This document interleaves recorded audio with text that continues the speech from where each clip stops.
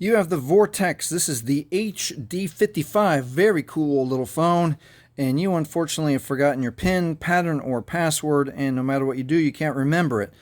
I can help you. So what we're going to have to do first is we're going to have to power the phone off, and now we're going to have to factory reset it, and we'll wait for it to shut down. And as soon as it shuts down, we're going to hold the volume up and power at the same time. Here we go. Volume up, power. And we're going to hold for anywhere from 5 to maybe 20 seconds.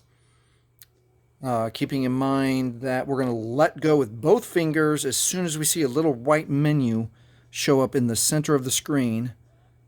It's been almost 20 seconds. There we go. We can let go.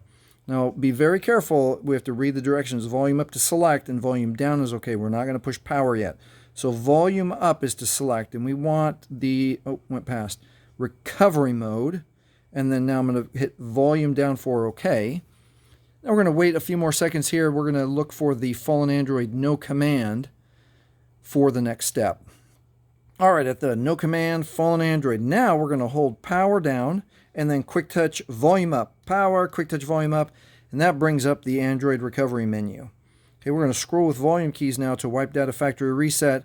Press OK with power. One more time, wipe all user data. This cannot be undone. Scroll down once, factory data reset, press OK with power. We'll wait here for the data wipe to be complete. Now it is safe to reboot the system. Press OK with power. Keep in mind, if you've set up your Vortex HD55 with your Google or Gmail account, you will 100% still need to sign in with your Google or Gmail account, especially if you've turned on the Find My Device security feature inside the phone. All right, if this has helped you, please like, please subscribe. Thanks for watching.